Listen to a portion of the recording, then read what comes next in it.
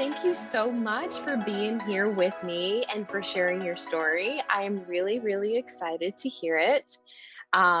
It is just, it's such a joy and so awesome to be able to hear every person's story because they are so different. Yeah, I And, agree. I know that people who watch this can relate to it depending on what they're going through as well. So, yeah. So thanks. Thanks for taking the time to do this with me. Well, thank you for taking your time here. Um, Absolutely. yeah, Ye that's the main reason why I wanted to kind of speak out because I know everyone's journey is different, but it's, if you hear more, if you, get encouraged in a way to keep going and to not give up. Totally, totally. So let's get started with, how I like to start this out. Tell us, when this journey started for you, about how old were you, and yeah, how did you know you needed help? So, my husband and I, we got married very young. We were married at 20. We're high school sweethearts, so we were, dating for some time, and we were adults, and we wanted to be out in the world by ourselves. So we got married at 20. We agreed we weren't going to start a family right away, mainly because we were still in school. I was still in school, and we kind of just wanted to have everything kind of settled. Like I always said, I want a home before I want to, before I have kids. Um, and just we needed to fix our finances and just be, good, pretty stable. Okay. It wasn't until 3 years later, so at age 23, that we decided that we were gonna just stop taking birth control to see just what happened. And we did that. That was in January of 2018 that we decided to do that. Um, Once we stopped, so I was on the pill, and I remember just Googling everything before even stopping it. I was kind of scared to even go on this journey because um, I had heard about infertility, but I was scared of it. And I was Mm. scared to think I was going to be one of them.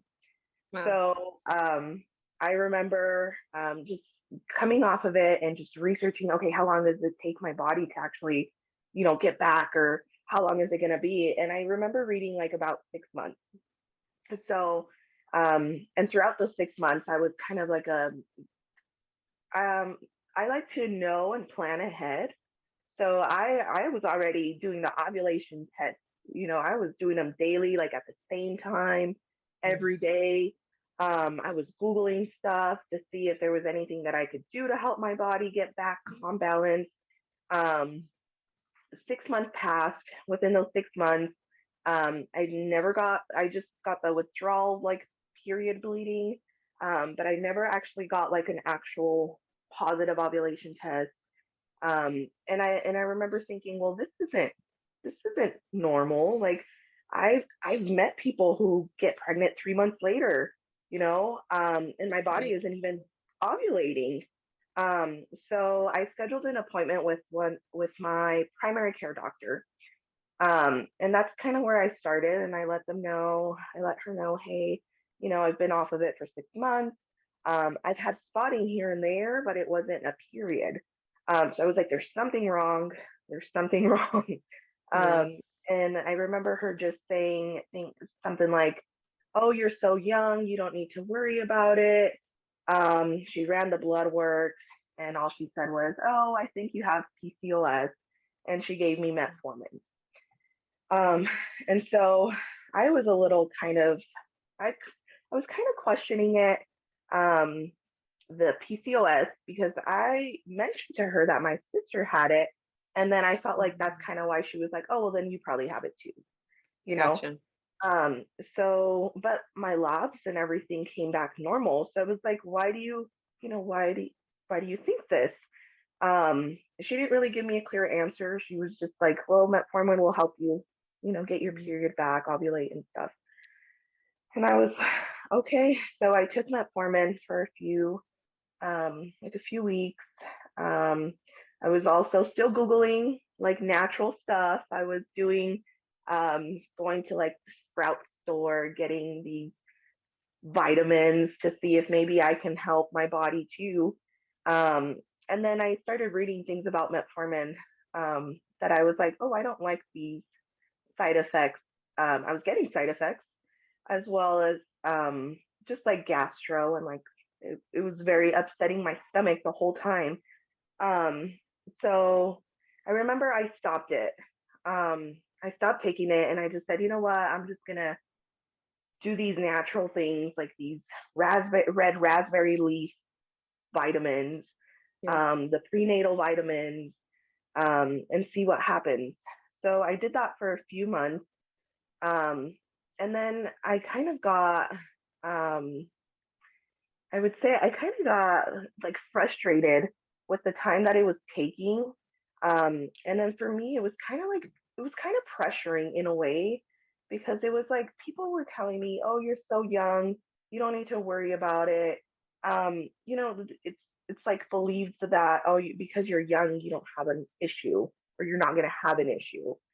So I was kind of getting pressured and frustrated with that, that I was like, well, why is it that I'm so young and it's not happening?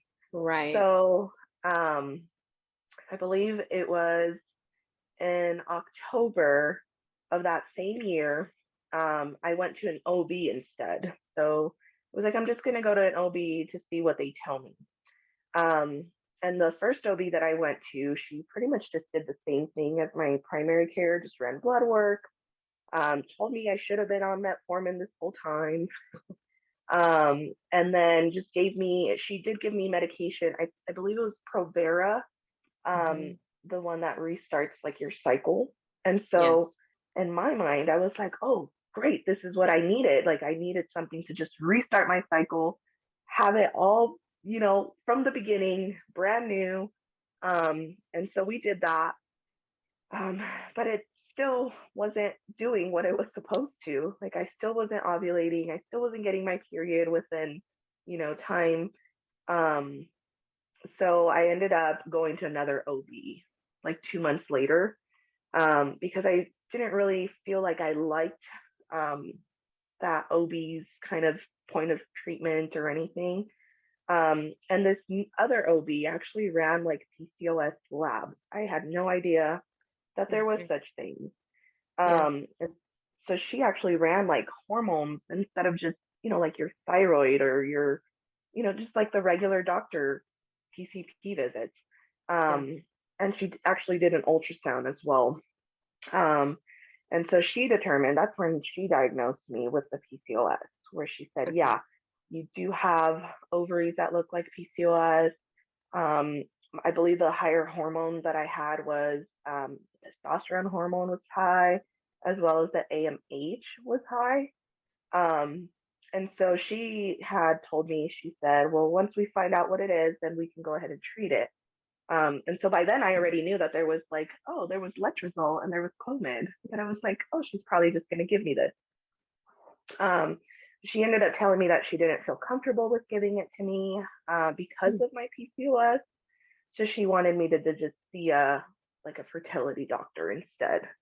And I remember that call, because that call was kind of where um, like the denial and like the shock actually Mm. set in. I knew in the back of my mind that I had something, and I kept telling my husband, like, I just want to know what it is so we can go from there, treat it. But when they called me and said, oh, yeah, it is PCOS, that's kind of where I was like, wow, like, I actually have a diagnosis. And I was in denial. I was like, I didn't want, I didn't want to have it. So, Right.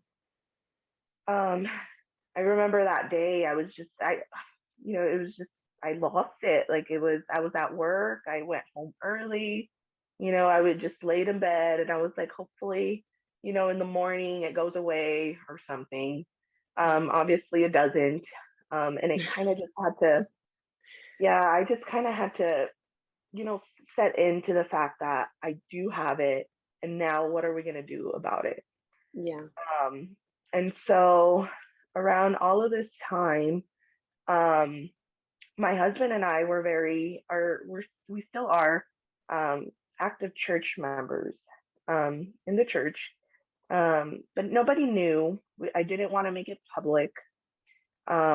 He would tell me, he would say, hey, we need to let the church know so they can pray for us. But I was embarrassed. I didn't want anyone to know. I felt like, no, I'm so young. This is embarrassing. I don't need to tell them. This is our thing. Like, we're gonna be okay. Um, and I think I was more focused on keeping it a secret and keeping it within us, that I wasn't focused on anything else. I just wanted, I just wanted to, I wanted it to end. I was like, I don't want to keep seeing these doctors. I don't want to keep doing this. Yeah. So, after she referred us to a fertility doctor, we ended up going in. They did the consultation. They did the regular workup as well. And I remember they did like even more intensive tests. They they checked my tubes, the hormones, um, so all of those kind of tests that they did. And he also told me to keep staying on metformin. So Okay. I was still on metformin um, throughout that. And when after all the tests were cleared, they did that sperm analysis on my husband. It came back fine. It was determined that it was still just, the ovulation was the problem. Um, and then that kind of set, even more on me, where I was like, this is my fault. Like, this is happening because I'm not ovulating, because my body's not doing it. Um, like, my husband is fine. And it came with lots of I think trials in our marriage, where there was days where I was like, you know what, like, you just need to go find someone that can give you kids. Like, Mm. it was to the point where it was like, that I was like, we've tried things. I've changed my diet. I've done fertility treatment. That first fertility doctor we went to, we did 3 IUIs. Um, the doctor had even said, "Oh, you're so young. You're probably gonna be pregnant without help, but if you want it, like, we can give it to you." You know. So it was like, okay, well, let's do it, because I want it now. Right. Um, so after 3 of the cycles that didn't work, and after reading some of the statistics that they say, that they're like, well, if the IUI doesn't work within the first 3, it's probably not going to work at all. Mm. Um, so after we did 3, we were not in the mental mindset to just continue. Also financially, like, it was expensive. Everything was out of pocket. Insurance didn't cover anything. Um, so we decided to just hold off. Um, and I remember those. So the second and the third IUI, I had 3 follicles. So I had 3 follicles they were like, oh, this is good. We triggered, none of them worked. And I remember they were around the time that, like, the second one was, we found out a week before Mother's Day that it Mm. hadn't worked. And then, of course, this third one was the week of Father's Day that it Mm. hadn't worked. So it was kind of like those times were hard. Um, and now that I look back on it, I kind of think, I think to myself, and I feel like I was so focused on it. I was so focused on the science. I was so focused on the doctors, that they were gonna fix us, that they were gonna fix my problem. And in the meantime, I wasn't focused on God, even though I was going to church. Even though I had a church community, I was more focused on the science. Like, this is supposed to work. We're so young, it's gonna work. Um, so after that happened, I think I went more into kind of anger. I was angry. I was sad. I was like mad at God. Like, God, why wouldn't you let this work? Like, we spent all this money. We're so young, like they all say. Like, they made it seem like it was easy. And it wasn't. So we took about 6 months. And around those 6 months, I did a lot of changes.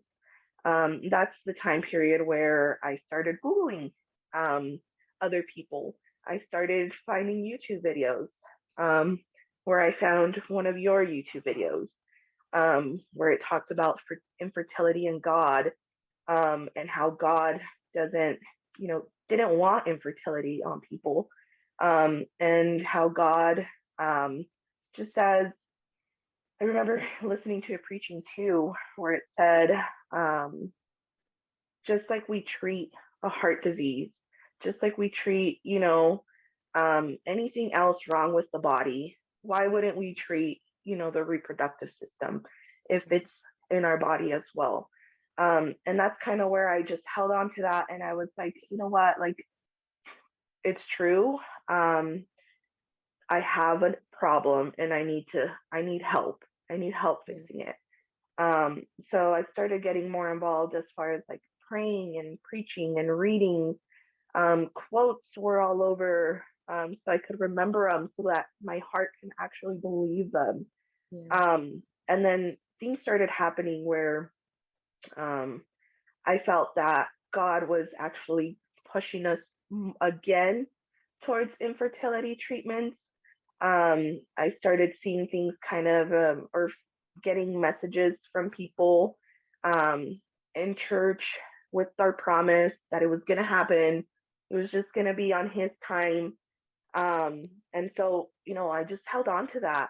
I held on to that. And, um, looking back on it, I'm like, I don't really know how I made that through because things were so painful. Anything was painful, back then, and it was God. It was God who got us through it. Through that pain to actually, get up and actually go to these appointments. All of my appointments were about an hour away, Mm. because we have, reproductive specialists, but they're kind of like on the outskirts of the cities. So, we ended up going to a new, fertility doctor, and I believe um, that was in February of 2019, that I ended up going to a new doctor. And this new doctor, um, made it feel so different. She actually wanted to do a natural, um, get my body naturally to do what it was supposed to do. So she gave me a list of a whole bunch of vitamins to take. Mm. She never even mentioned metformin. She did the, Wow. I believe it was the myoinsitol. Oh yeah, Um, and acetol or something like that. yeah, yeah. Yeah. So she had me on that. And then she had me on a whole bunch of other vitamins, vitamin D, omega-3, the, CoQ10, cinnamon was on there too. Wow. So yeah, she had a special list of, like, I guess for specifically towards PCOS patients. So I started taking those, and she just was so comforting, on our appointment, where she was just, it's just it's hard to explain. When you find a doctor that you're like, oh, this is where I should have been. Like, Oh, this is the absolutely. doctor. Um, so that's what we felt with her. And she was way more affordable as well. So I was like, oh, this is great. Um, so we started with her. We started doing treatments. She also did another test on my tubes, um, just in case. Apparently, on the first one that the other doctor had done, there was a white spot on my uterus, that they weren't very concerned about. But she was like, well, I want to make sure it's not like a fibroid or, something on there. So we did another test with her. She didn't even do a sperm analysis because she was like, well, your husband doesn't do anything to actually make his sperm go down. So, and it had only been at 6 months, a few months since we had been with the other doctor. So I was like, well, that's great. That's even more, financially, she's saving us money. Right. Um, so we ended up doing um, 5 IUIs with her. So all of the IUIs, um, I had follicles. We would trigger. Everything looked great. My lining, everything was at least 1 to 3 follicles that I had in each IUI. It wasn't until the fifth one that we actually had um, success on the fifth IUI. And so if we add those up, I'm like, we had a total of 8 IUIs if you put all of the Um, previous doctor's IUIs too. Um, and I remember on that fifth IUI that I went into that appointment and I was mad because I felt that we were doing the same thing over and over and over. And I was like, we did this for 4 cycles already. Why are we doing it for a fifth cycle? If it's not working, we need to change it. And the nurse just said, you know what, like, hang on, like, just one more time. Like, let's just do this one more time. If it doesn't work, then we'll go ahead and, change the protocol. Um, so I was very hesitant and I kept insisting, well, it didn't work. Um, and then they just said, well, if you want to talk with the doctor, you're going to put yourself a month out since your cycle already started. We won't be able to do it this month. It probably would be next month. Um, so that's when I was like, okay, well, I'll just do it again this month then. wow. Um, and that was the one that worked. And it wasn't even, um, I didn't have any symptoms. I didn't have anything. I didn't do anything different those two. Well, I did. That last cycle because they were like, "Oh, it's your last one. Let's just, try it again." And I said, "You know what? Since it's the last one and I'm doing the same thing, I'm just gonna try different things and I'm just gonna give it all." So I remember, I don't know if you've heard of like yoni steaming. No. No. So one of my friends who also was in the midst of infertility had mentioned it to me. And so yoni steaming is pretty much like when you sit over a pan of, you don't sit on it, you like kind of put it on a seat and then you put it underneath the seat and the seat has a hole in it so that the steaming of the plants like go up into you. Like Interesting. Yeah, so she mentioned it to me, and I researched it a little bit, and there was a lot of kind of benefits that it said it brought. So like kind of like toning your uterus, it helped with like balancing hormones and things like that. So I gave that a try. Like after my period, I did a yoni. At my house, like I bought a yoni um, steaming bag, and then I just used one of the seats that I have in my living room. And then I would just sit there for like 20 minutes. And then I believe you don't go anywhere, you don't shower for that day or anything like that. So I did that, and then I did it before ovulation as well. So Um, how do you spell that? Yoni is YONI. Okay. Yeah. Um, so I remember doing that differently because I hadn't done that in any cycles. And then as far as they tell you for intercourse, they want the sperm to be, you know, like at least 2 days. And I didn't follow that. I was like, no, this is the last cycle. We're just gonna do one day. Okay. So we just did one day. We went in. They did the IUI, and there was 2 follicles that were good size on the IUI. Um, After that, I did like the pineapple core, and I did the pomegranate juice, and just all of that. And I was still I was doing the body basal temperature every Yeah. single day. And so for the previous cycles, that's kind of how I knew that it hadn't worked because it would go up and then it would come back down. And I remember the morning before my like my H HSG levels. I remember seeing that it dropped a little. So in my mind, I was like, you know what? It didn't work. Like it The didn't work again. HCG, the HCG, right? The pregnancy hormone. Oh yeah, yeah, yeah. Yeah, Sorry. yeah. No, no, no, I you're said good. HSG. Yeah, the HCG. Uh-huh. Um, so it was the morning before that. So a day before that, that my temperature kind of dropped a little bit. So I just stopped I just stopped taking my temperatures. And I was already in my mind, it was already set that, you know what, it hadn't worked. Um, Yeah. and I remember I was working from home that day. And I remember during lunch, um, I was on Instagram and I remember seeing like this success story of someone who had, just gotten um, pregnant and who their spouse was singing like a song for the baby.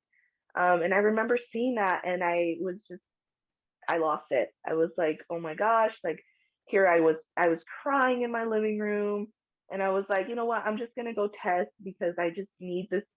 I don't I don't know why we do this to ourselves, like Yes. you're sad and then you want to be sadder or something.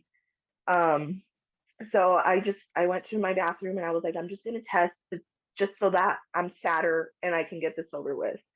Um and that's when I saw the positive. Wow. Um, and it was, and it's amazing to me to look back and think how different I was thinking it was, and how even, the little temperature drop, I, that didn't mean anything, Yeah. because I refused to keep doing it. Um, and that's when I saw the positive, and I was crying because I thought it hadn't worked, and now I was crying because it was working. And Oh my so gosh. and it's just, I was just shaking. I immediately contacted my clinic, like, hey, this happened. And they're like, okay, well, we have you scheduled for tomorrow anyway. Like, you're coming in tomorrow. Um, and it just, and all of that time, I just think it, throughout those last 5 cycles, um, they weren't as devastating as the first three were. Like the first three, I honestly, I don't know how I kept doing those three. These other five that I did with this other doctor, um, I would get my period and I'd be like, okay, it kind of changed my mind on how Mm. to see it, where I was like, I'm very thankful that I got an opportunity. Like my body's ovulating, it's just not working. um and I kind of changed my mindset on all of that, and I was thankful for that. And I was like, well, you know what, this one didn't work, maybe next month will work. um and I really think that was just the peace that God had put in my heart throughout that time, because it wasn't I wasn't trying to be depressed in bed, after it didn't work. It was like, oh great, like my period's here, but okay, new cycle, like we're starting another one. Um, and that's kind of how I kept my mindset throughout it all. And then we were more involved in the church too. Um, I specifically remember, I believe it was like around cycle the fourth IUI, before we knew that it hadn't worked. Um, I remember the church was singing or playing the song "The Blessing" from Carrie Joe. Um, and I remember listening to that song when it first came out, and I was like, wow, this song is powerful. So Hmm. when they were singing it up there at church, um, I was like, well, this is great. Like, this is a very good song. Um, and I just was praying. I was praying in my seat. I wasn't going up there or anything. And I remember someone tapping me on the shoulder and telling me, go up there. You need to go up there. I went up there, and the singer who was singing it, she was the one that prayed over me. And then I remember her words, like just telling me, like, you just need to hold on, like it's gonna happen soon. And it was like, Mm. wow, wow, that's when I realized that I was like, like God listens. He hears us, and if it's not happening, it's because it's not the time. That's right.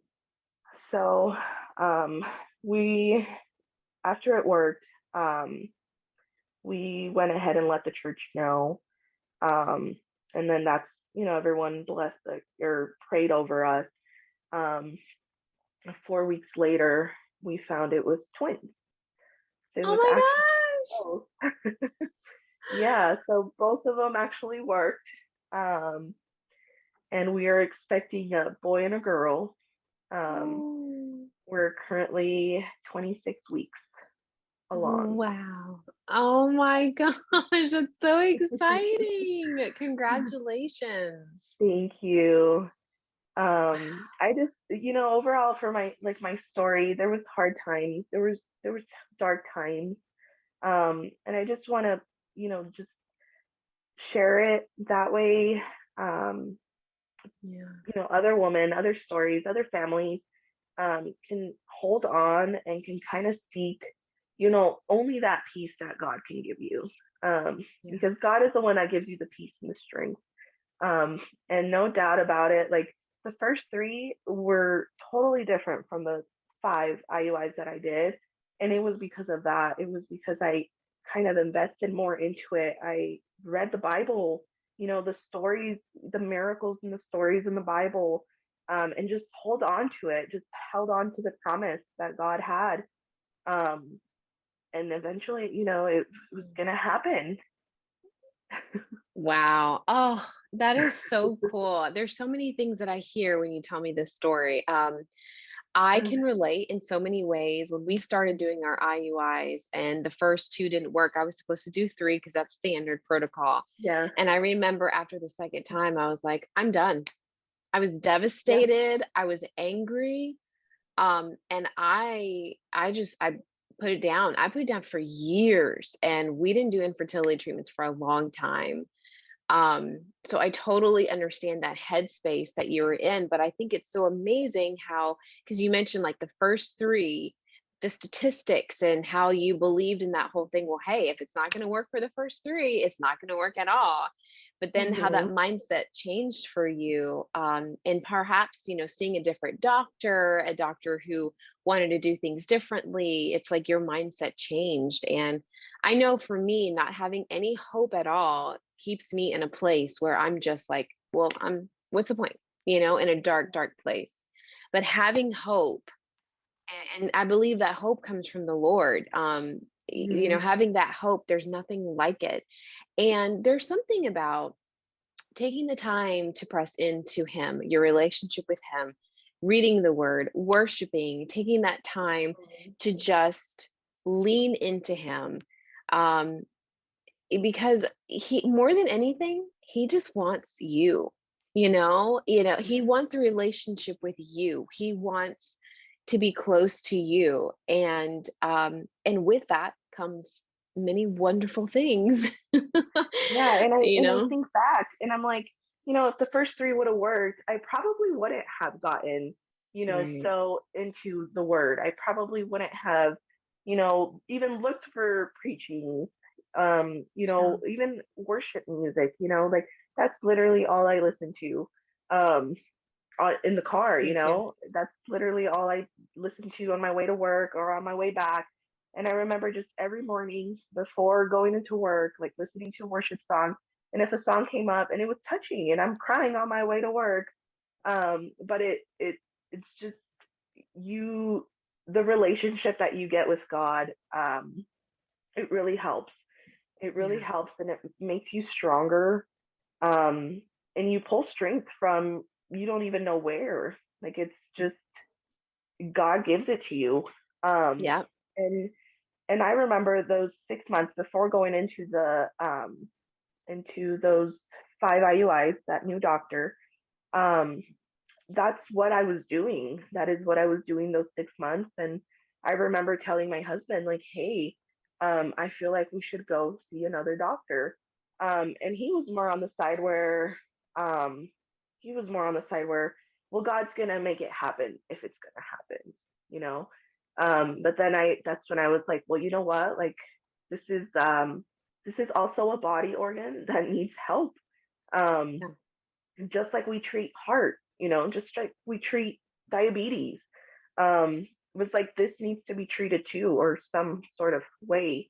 Um, and I said, as long as we go into this with the mindset that it's only going to work if God wants it to work, it's only going to work if His timing is correct.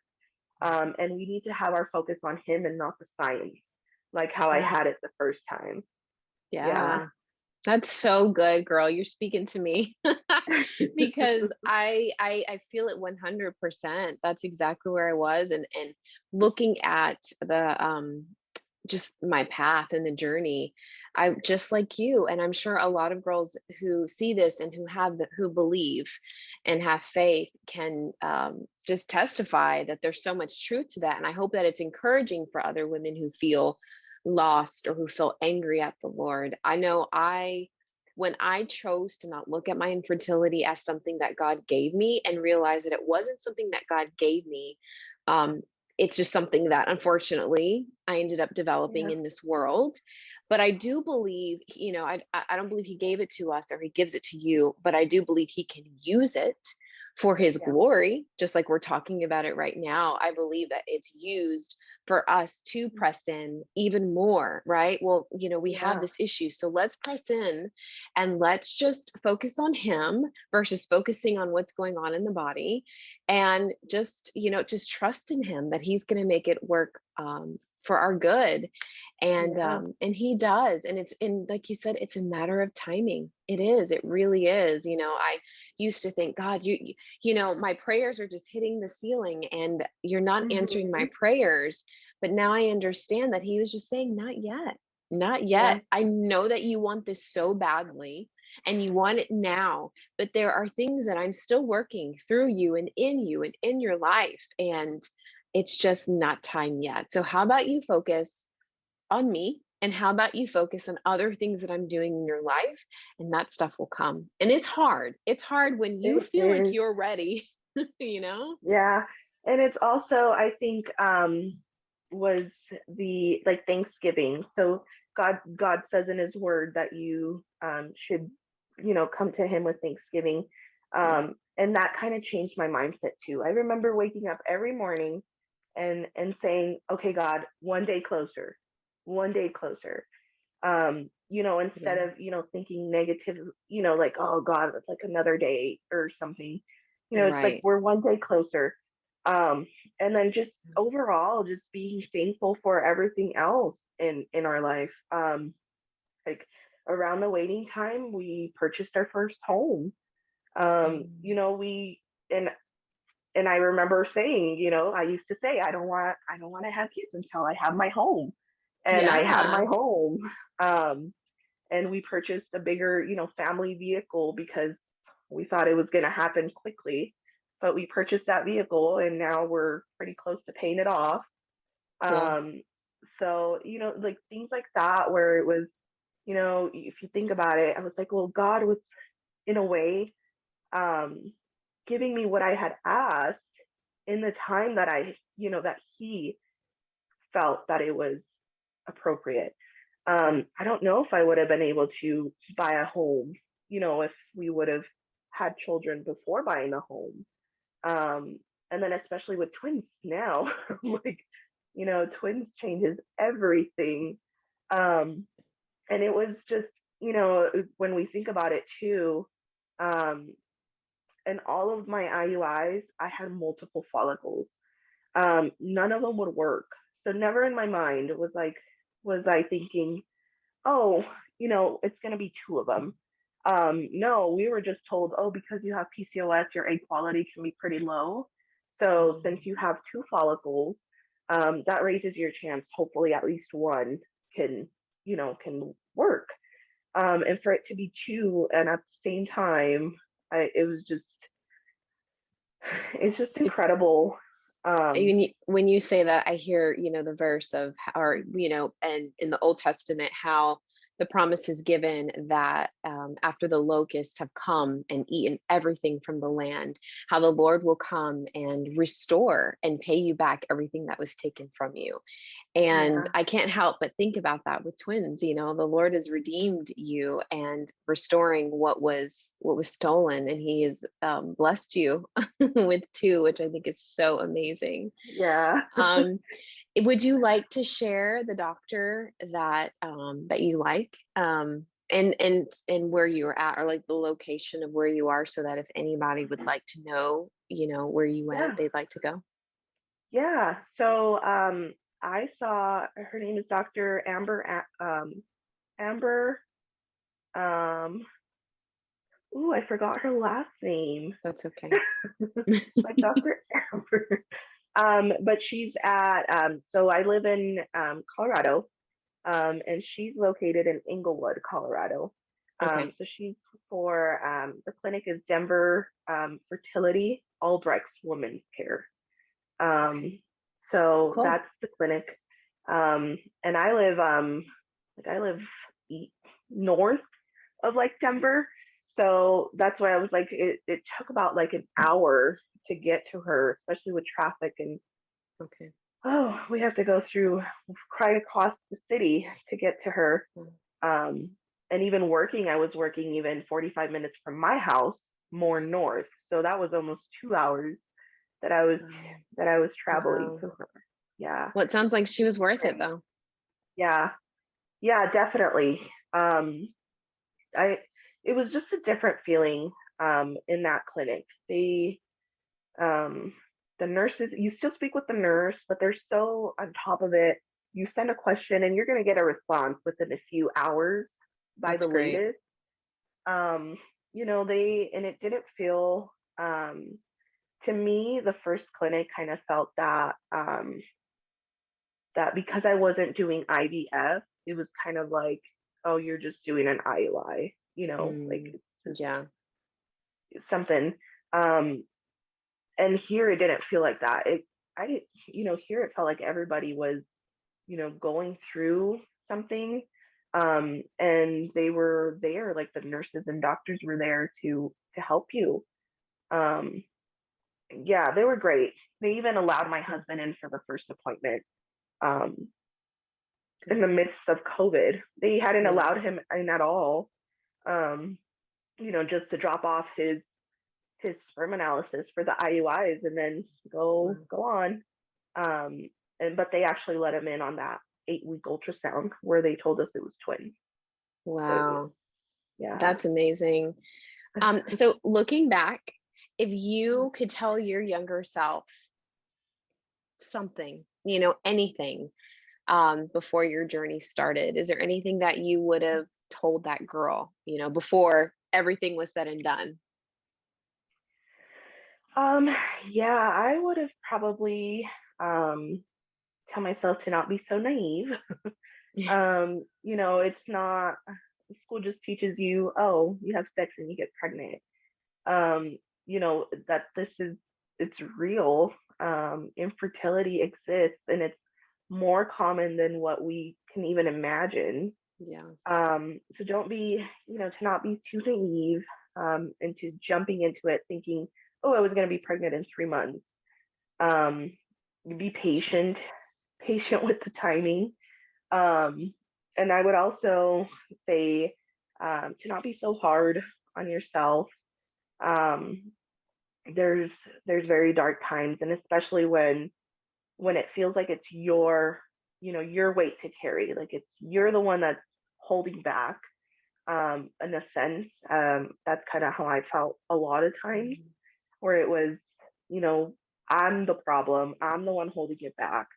Um, and I remember even telling my husband, like, if you would have married one of your ex-girlfriends, like you probably would have already had kids. Mm, Um, you know, if you want to do that, like you can do that. I'm not gonna hold you back. Um, it was just the fault, the yeah. guilt and the fault that falls with it. Um, and I think we're just hard on ourselves in that sense. And I don't know um how how not to be hard on yourself. Just kind of, I would say, um, focus on God and His Mm. timing, and know that God loves you, um, equally. He's not giving you this and giving someone else this, because a lot of times I was hard on myself because of that, and I was also hard on myself because, um, you know, newlyweds would get married, and then 2 3 months later they would Right. announce a pregnancy, and it was like, well, it felt like I was broken. It felt like it wasn't, you know, and I was trying so hard. I remember, um, changing my diet. I remember trying all these new things. Anything I found, really, I was trying. I was trying the matcha, the maca. I was trying, was trying, all the vitamins I could find, anything with PCOS. I even changed, like our household cleaning Great. things for like a cleaner, like, Non-toxic. yeah, yeah. So I even did all of those. I did that with our laundry detergent, with our, shampoos. I did that with all of that. Um, and it's just, it kind of felt like I had to carry that weight. And my husband never put that on me. Yeah. But it still was like internally, it was like, I know it's me. I know it's me, and I need to find something to fix it. Yeah. So just not being hard on yourself, um, giving yourself time to heal is another thing too. Um, because in that time when you're healing, um, that's where you can find God. That's where God can come in Mhm. and show you, what He can actually do in your life. And that's to me, and I keep going back to it because I'm like, those 6 months were big. They were major. Like I said, I felt like you were saying, I felt like my prayers, I kept praying, I kept praying, I kept reading, I kept listening to preaching. And I kind of was like, well, is this for me, God, or is this not? Or, what is this? Until that one time that it was like, literally, like, this is for you. And it was just, I was just breathtaking. I was just crying. I was, and I told my husband right away after the church service. I said, this is what happened. Um, and he was like, wow, that's beautiful. So, um, just build a relationship with God. Yeah. Because God will give you that peace, that peace that you so need in that time. Yes. That's Yeah. great. That's so good. Well, you've said a lot of stuff there. Is there anything differently that you would tell anybody else watching this who's praying for a baby If there's anything differently that I would say. that you've already said? Hmm. Oh, also, I would say, um, don't forget to live life. Oh, yeah. We get so caught up in, in trying to do this and trying to fix, you know, the issue, or trying to build a family, that we sometimes, we forget. Yeah. I'm guilty of it. I remember, even trips that we took.